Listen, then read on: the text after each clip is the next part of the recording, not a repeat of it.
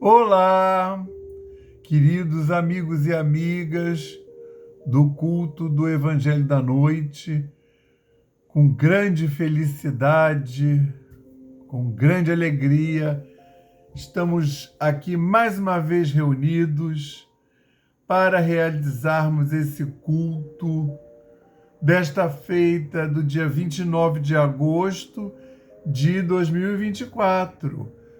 Dia 29 de agosto, que é o dia do aniversário de Bezerra de Menezes.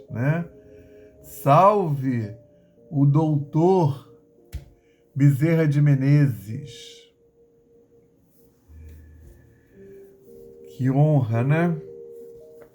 O culto sendo realizado no dia do aniversário, no próprio dia. Aí vamos proceder à leitura do livro O Pão Nosso, na lição aberta ao acaso, a lição 46. Vós, entretanto... Aí agora vocês têm que dizer, vós, entretanto, o quê? Vou botar uma luz aqui poderosa para eu poder ler.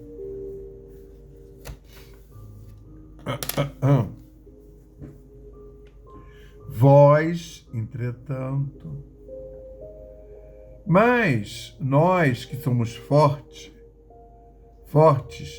devemos suportar as fraquezas dos fracos e não agradar a nós mesmos. Paulo, aos Romanos, na sua missiva aos Romanos, capítulo 15, versículo 1. Com que objetivo adquire o homem a noção justa da confiança em Deus? Para furtar-se a luta e viver aguardando o céu? Semelhante atitude não seria compreensível. O discípulo alcança a luz do conhecimento a fim de aplicá-la ao próprio caminho.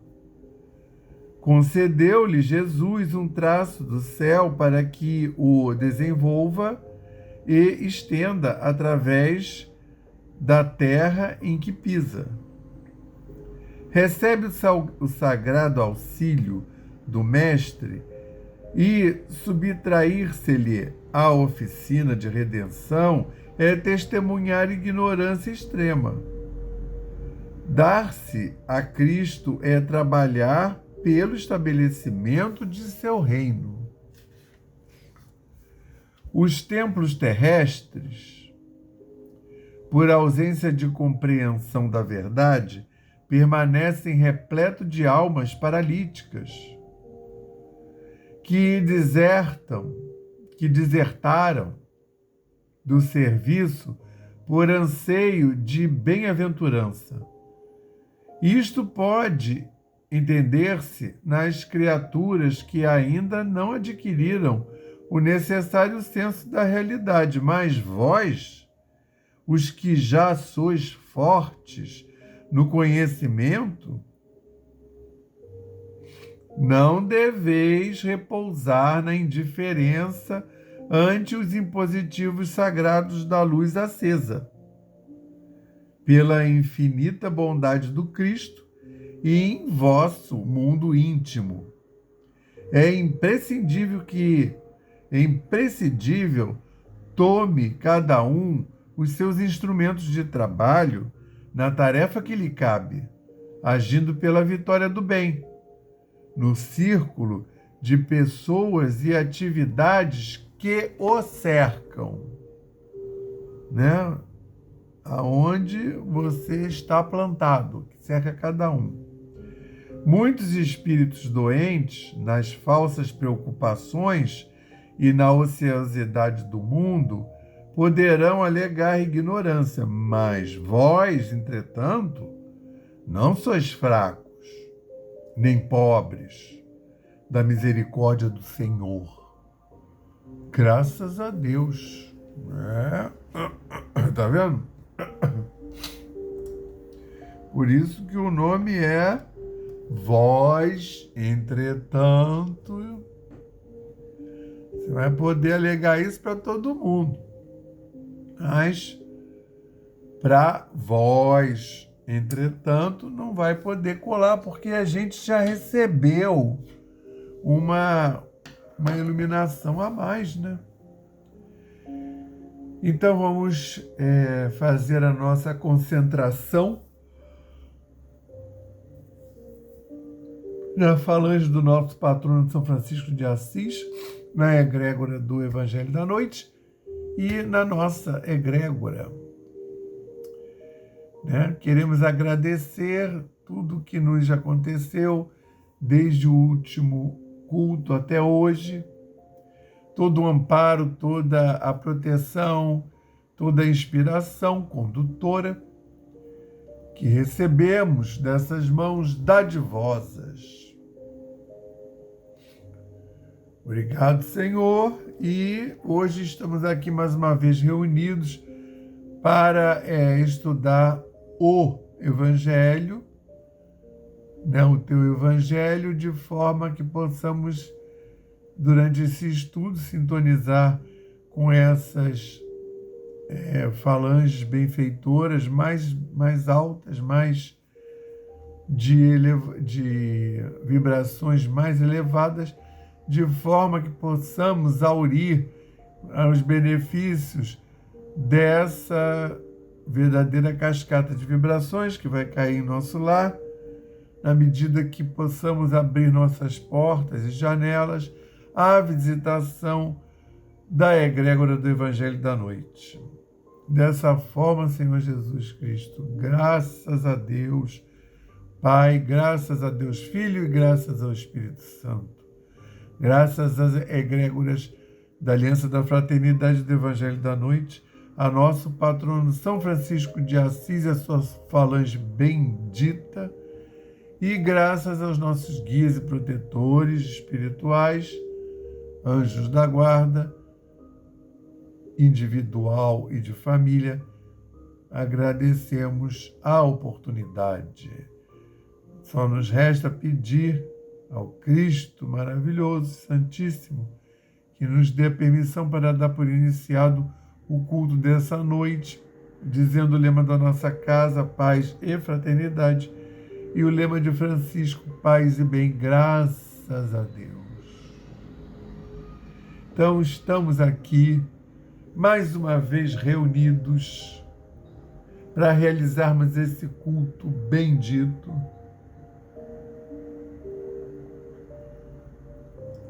benfazejo. E hoje nós vamos estudar, na verdade,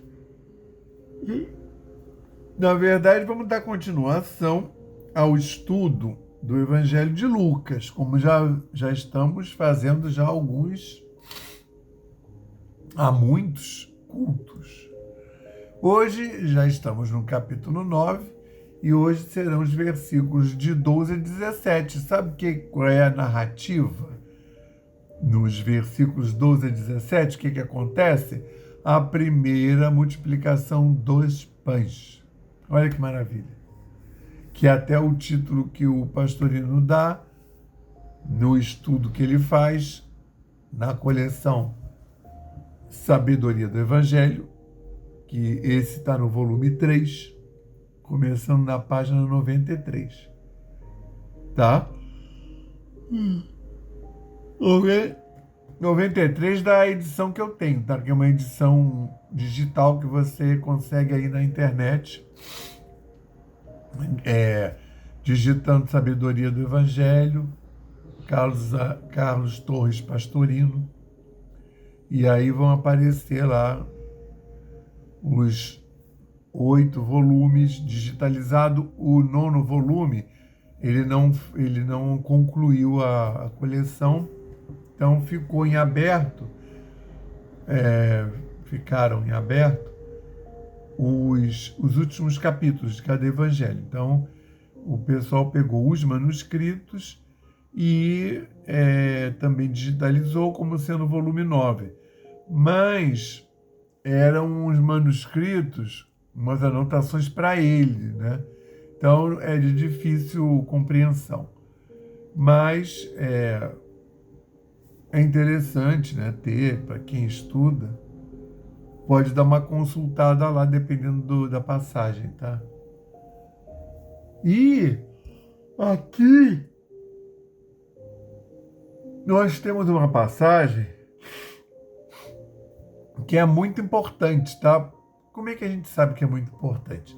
Porque os 4 evangelistas narraram. Até o João, que não é muito de seguir por esse caminho, né, do Mateus, Marcos e Lucas, geralmente eles tratam, né, de assuntos que não seguem a mesma ordem, mas o João achou necessária essa passagem, ou seja, tem muita coisa aí guardada.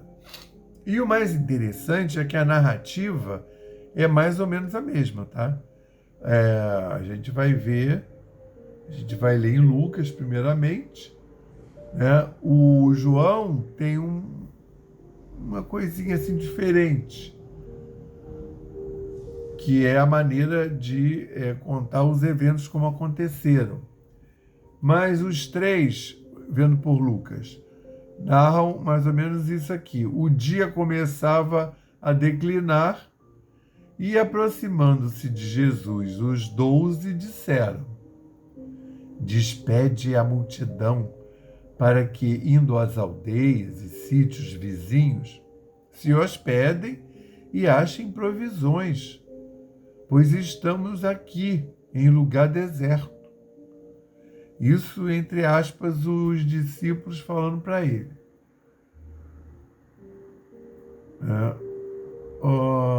João já vai dizer que quem fala isso é Filipe, tá? Ele, porém, lhes disse: dai-lhes vós de comer. Também entre aspas.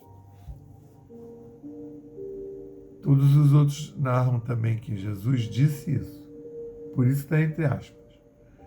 Responderam-lhe eles: não temos mais que 5 pães e 2 peixes, e a não ser que devamos ir comprar comida para todo esse povo,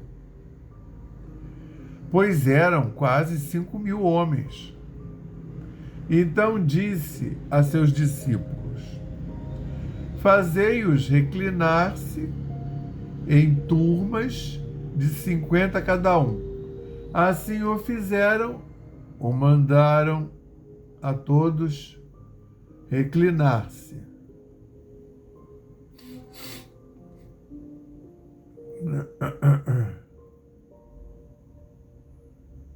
Reclinar-se. E tomou os 5 pães e os 2 peixes, e erguendo os olhos ao céu, deu graças e os partiu, e entregou aos seus discípulos, para que os distribuíssem à multidão. Todos comeram e se fartaram, e foram recolhidos 12 cestos dos fragmentos que sobraram. Não sobrou. Gostou dessa? É interessante, porque ele, porém, lhes disse: dai-lhe vós de comer. Aí em João ele fala: então, levantando os olhos e vendo que uma grande multidão vinha ter com ele, disse a Filipe: onde compraremos pão para que eles comam? Isso é a narrativa que difere das outras 3, é de João. Que em João, o Cristo pergunta para Filipe: onde compraremos pão para que eles comam? Mas dizia isso para experimentá-lo, pois já sabia o que ia fazer. Isso é em João. João sempre mais iniciático, né? Respondeu-lhe Filipe: 200 denários de pão não lhes bastam para que cada um receba um pouco. Um de seus discípulos, chamado André, irmão do Pedro, disse-lhe: está aqui um rapazinho que tem 5 pães de cevada e 2 peixinhos. Mas que é isto para tantos? Disse Jesus: fazei que os homens se reclinem. Ora, havia naquele lugar muito feno. Recostaram-se, pois, os homens em número de cerca de 5.000. Esse número é narrado pelos 4. Jesus então tomou os pães e, tendo dado graças, distribuiu-os aos discípulos e os discípulos aos que estavam reclinados e, do mesmo modo, os peixinhos, quanto queriam. Depois de saciados, disse Jesus a seus discípulos: recolhei os fragmentos que sobraram, para que nada se perca. Assim, os recolheram e encheram 12 cestos de pedaços dos 5 pães de cevadas e sobraram aos que haviam comido. Que sobraram, né? Dos que haviam comido. Tá vendo? Gostaram? Essa passagem, ela é para lá de iniciática, né? Porque se você reparar, uma parte do que hoje é a Eucaristia, né? A Eucaristia na Igreja Católica, que é a hora de consagra a taça de vinho, consagra a hóstia representando esse pão, né, que até hoje é usado lá, né, o pão folha, que é um pão redondo e é ázimo, né, é sem levedura para não fermentar. Ele não cresce, mas ele também resiste mais, não tem problema de ficar duro com facilidade, porque a massa não é aerada. Para povos nômades que andam no deserto é muito bom, é muito próprio. E ele vai com tudo, ele vai com peixinho salgado, ele vai com frutas, né? Vai com coisa doce, com coisa salgada. Ele mesmo não recebe, né, sal. Então, olha que interessante. Todos eles reproduziram, a não ser o João, que colocou esse pormenor, que quem procurou e veio avisar foi o Filipe, que Jesus foi perguntar para Filipe, para ver se Filipe sabia responder. Então eu falava, se você juntar o que hoje é a Eucaristia na Igreja Católica, que é o ápice da missa, né, o ápice da própria religião, que é a comunhão com Cristo Altíssimo, né? Então, se você for ver, é a última ceia, quando ele consagra o pão como sendo... Primeiro ele diz que ele vai ser o Cordeiro de Deus, ele vai ser dado em sacrifício pela humanidade. E sugeriu que é o último sacrifício, né? Não precisa depois, nos rituais, né, nas celebrações dessa religião nova que estava nascendo, o cristianismo, fazendo aquilo ali, substitui o holocausto das oferendas, né? Eu não preciso mais matar o cordeiro, no caso lá da sinagoga, né? Ou outros tipos de sacrifício, como pombinhas e preais, que era o que o povo vendia lá naquele átrio comum da sinagoga, onde até pessoas não judias poderiam pisar. Né? Fazia também, tinha a banca de câmbio, essas coisas todas que depois Jesus vai condenar.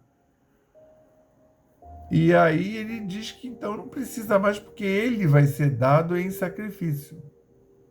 Ele vai ser o Cordeiro de Deus. E então na Eucaristia é representado, aquele momento do pão sendo a carne do Cristo e o vinho sendo sangue, dizendo que só na união, né, ali naquela, seria o momento da metanoia, né, a Eucaristia, ela é metaforicamente o momento da metanoia, quando o Cristo passa a fazer parte da gente mesmo, dentro das nossas vibrações, dentro do nosso arcabouço vibratório, harmônico. Entendeu? E aí comer o pão, né, que é aquele pão que dá saciedade para sempre. Você não precisa comer mais nada. E beber aquele vinho que mata a sede para sempre. Ou seja, depois que nós nos integrarmos ao Cristo, nós não vamos mais ter nem fome nem sede de nada, porque nós já estaremos integrados a Deus, a matriz energética do universo. E aí ele está, nessa primeira multiplicação, ele está introduzindo essa analogia. Por quê? Porque ele vai falar de dai-lhe vós mesmos de comer. Quer dizer, no futuro, quando os apóstolos saírem no mundo para pregar, eles vão estar dando de comer ao povo. Dando de comer o quê? Essa comida que sacia de uma forma que nunca mais você precisa comer mais nada, né? Depois que você faz a metanoia e se integra, muda o seu padrão vibratório, né? Sobe alguns níveis, algumas camadas, nós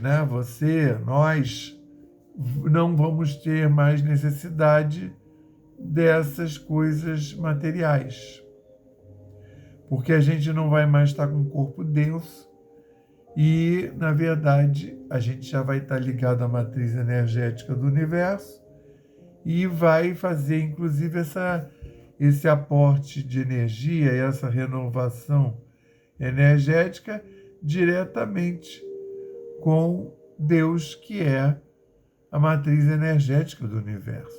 Não é um senhorzinho com uma túnica branca, barba branca, cabelo branco, um cajado na mão. Tá? Isso é Papai Noel. Deus não é assim. Deus é a matriz energética do universo. Não é um espírito que encarnou e depois virou Deus. Ele é o tudo, né? Então, repara bem que os números usados são os mesmos. Todos os 4 dizem que são 5.000 pessoas. Todos os 4 dizem que são 5 peixinhos, 5 pães e 2 peixinhos. Não, peixinho só o João que fala, né? Vamos ver aqui, ó. Os outros só tratam de peixe. 5 pães e 2 peixes. Tudo entre aspas, porque foi o que foi dito. Não temos aqui senão 5 pães e 2 peixes. Em Mateus.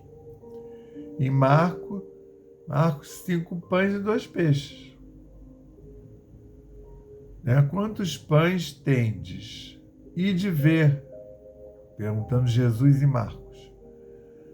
Depois de terem certificado, responderam: 5 pães e 2 peixes. Entende? E os números são esses: 5.000, 5 pães e 2 peixes, 12 cestos. Então, o que está querendo dizer aí? É uma mensagem também dada com os números. Há ponderações, né? Há ponderações.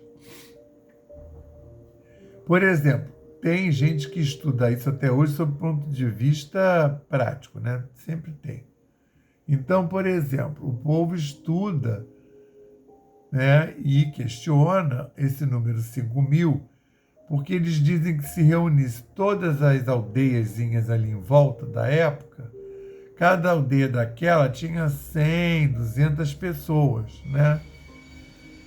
Você vê mesmo Nazaré, que era uma aldeia da família do Cristo, de José e Maria, ali deviam ter umas 300, no máximo 400 pessoas. E aí o que acontece? Os estudiosos dizem que se reunisse todo mundo não dava 5.000. Mas os 4 evangelistas dizem que é 5.000. Esses 5.000, né, provavelmente está reportando aos 4 elementos da matéria, né, a água, a terra, o ar e o fogo, que é o elemento de transmutação, né? Isso é uma sapiência que vem lá do Olimpo, né? Da Grécia Antiga, muitos milhares de anos antes de Jesus, que fala do pássaro fênix, né? Que é um pássaro que, quando chega no final do ciclo dele, ele se queima completamente, só que aí renasce um fênix novo, que mostrando essa questão da evolução, né, da metanoia e da transubstanciação, que é do que trata lá a Eucaristia do católico. Aquilo ali é a transubstanciação da matéria. Quando o pão, representado na hóstia, vira o corpo de Jesus e o vinho vira o sangue de Jesus, ou seja, o sangue, o fluido, né, a energia. Então, se a gente olhar aqui, todos esses elementos estão aqui. Então, o 5 seria ligado à matéria, os 4 elementos, mais a mônada divina, né? A mônada criadora, que é aquele âmago que nós trazemos e que então vai ser transmutado. Na verdade, caminhamos todos para a desmaterialização, né? Então, nós todos estamos indo no sentido da desmaterialização.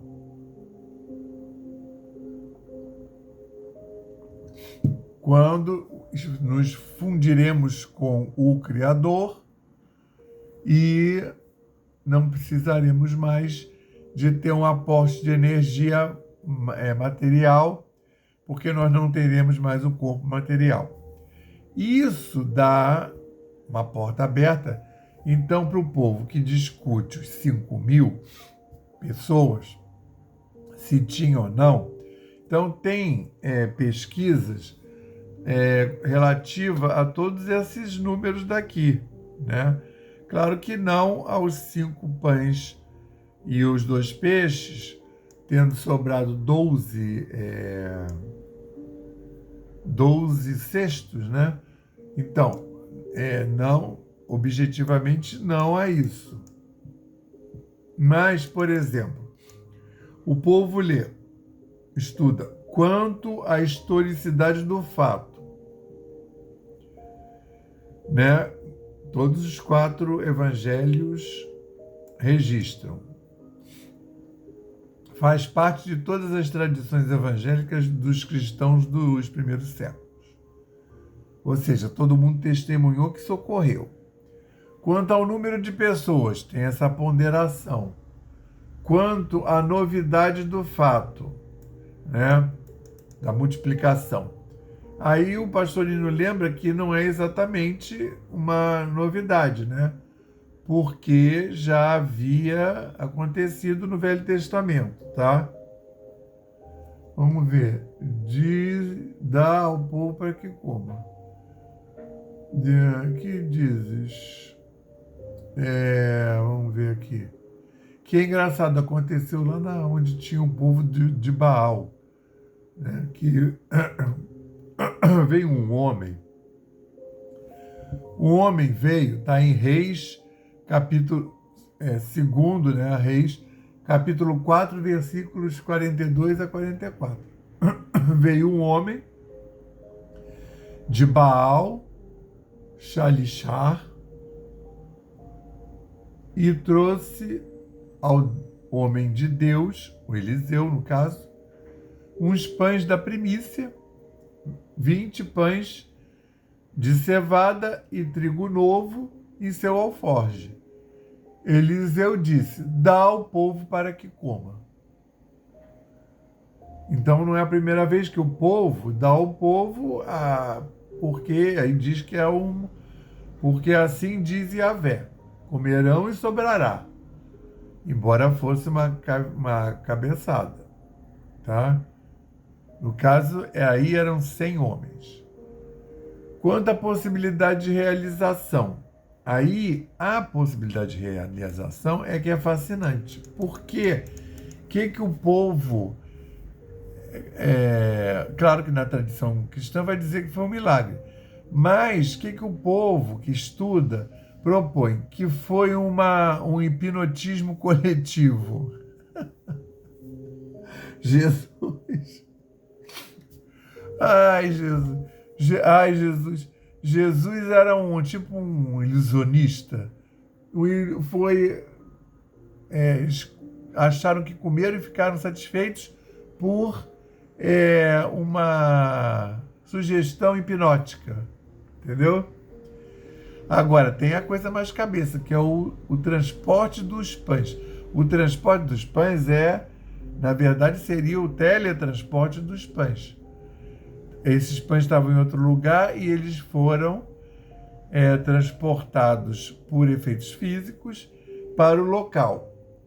Né? Isso é o espiritismo que vai dar conta dessa explicação, porque a maioria das linhas cristãs não está nem entendendo isso que a gente está falando.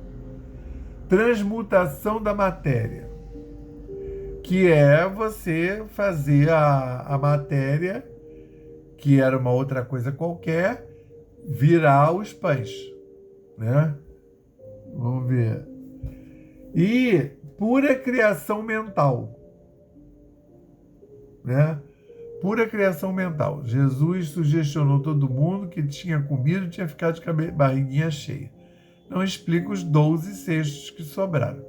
A questão toda que eu concordo, o pastorino vai falar, é o seguinte: a gente não conhece toda a física. A gente conhece, o que a gente conhece é uma parte das leis, né, universais. A gente conhece, ele fala, se você chegar em casa ou num salão, meter o dedo ali no interruptor e acender o salão todo, um homem primitivo que não sabe o que é eletricidade, ele ia, né?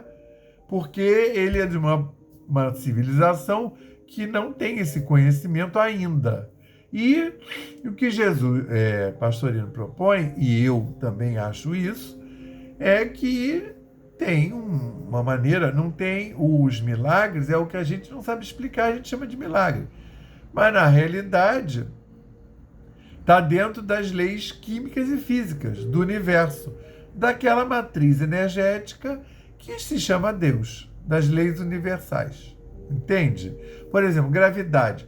todo mundo sabe a lei da gravidade, mas a gente não sabe tudo sobre a lei da gravidade. A gente não sabe a gravidade nos outros diversos mundos, entenderam? Então, o pessoal diz que tá seco mesmo, né? Que o jornal vive falando a secura do ar, vai ficar muito seco. E, então, eu não... Quer dizer, claro, a pessoa que não desconhece, que Jesus diz, hipnotismo, né? Transmutação da matéria e transporte dos pães, pode ser que, né, Jesus poderia fazer. Agora, pura criação mental, imagina Jesus ali fazendo truque de mágica. Não é o caso. Aconteceu e aconteceu mesmo. Está dentro desse simbolismo que vai integrar a Eucaristia, né, que é a transmutação, a transubstanciação da matéria.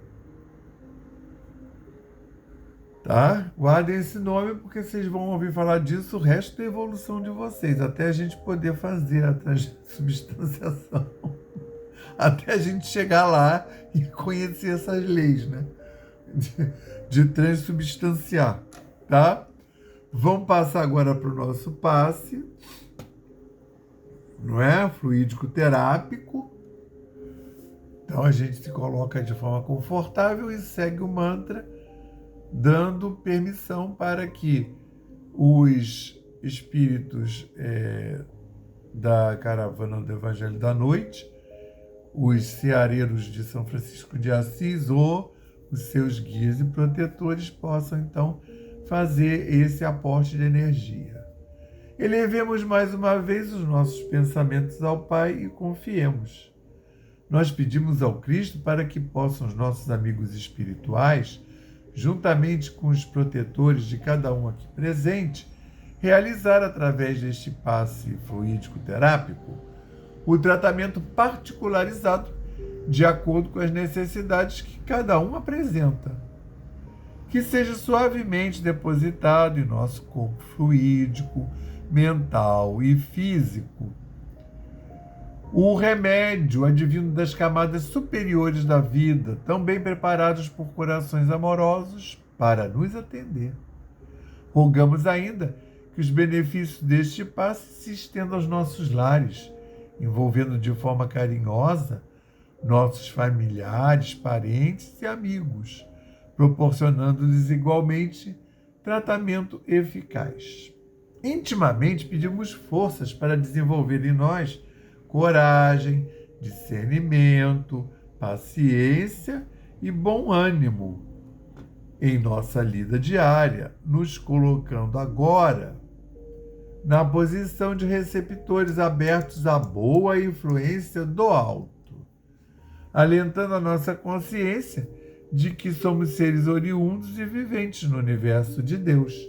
Agradecemos a nossa coexistência com o nosso próximo e a atual reencarnação, que nos colocou em contato com os elementos indispensáveis às nossas necessidades de evolução, rogando inspiração para que possamos aproveitar a oportunidade da mesma para exercitar o perdão e a busca sincera pela harmonização íntima, sem deixar de atender aos reclames da lei de progresso e evolução. Finalmente pedimos equilíbrio moral e emocional, inspiração nos padrões do Evangelho, para que possamos solucionar com os nossos esforços os problemas que nos envolvem, resignação positiva sem estagnação, compreensão para agir com amor, ação, sem ser subserviente, proteção, forças para manter a vigilância e disposição para realizar a nossa reforma maior, graças a Deus. Essa reforma aí da metanoia, né? Queremos agradecer a esse banquete espiritual que nós recebemos, né? Todo em forma de fluidos e manais espirituais. Então, gostaríamos também de rogar que esse banquete seja estendido a todos aqueles que estão no raio de ação desse culto, todos aqueles que estão na possibilidade de serem beneficiados pela equipe do Evangelho da Noite na medida das suas necessidades e merecimentos, né? Então, queremos agradecer a presença dessa equipe espiritual que veio sanitizar os nossos lares físicos e espirituais, que veio nos envolver e fazer a reharmonização dessas energias nossas e também a reenergização dos nossos lares e dos nossos corpos, que são os nossos templos. Queríamos pedir, Senhor, e mandar um quanto de luz para essa humanidade encarnada e desencarnada.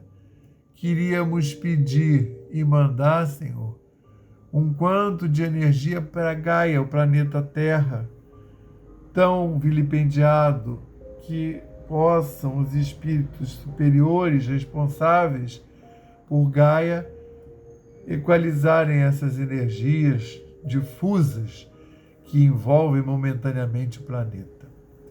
Queremos rogar por todos esses líderes espirituais, encarnados e desencarnados, que estão procedendo a esse momento difícil e confuso. E também gostaríamos de pedir o envolvimento, principalmente, de todos esses líderes espirituais. Esses líderes que estão à frente de grandes corporações multinacionais, organismos planetários que que desenvolvem programas junto às várias nações e etnias, que são responsáveis por grandes volumes de matéria, grandes empresas, grandes corporações, grandes países, que todos possam ser envolvidos. Vamos fazer agora 30 segundos de silêncio para podermos colocar as nossas demandas e intenções.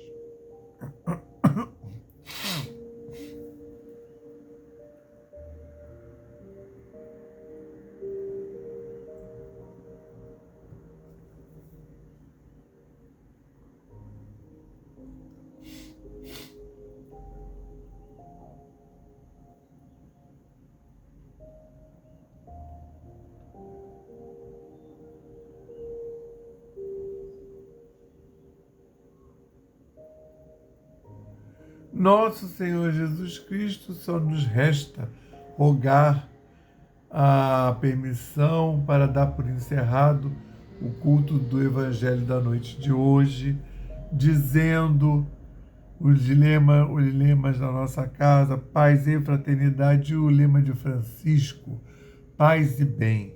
Que tenhamos todos uma excelente semana, envolvidos pelo Cristo, embalados pela espiritualidade superior. Graças a Deus.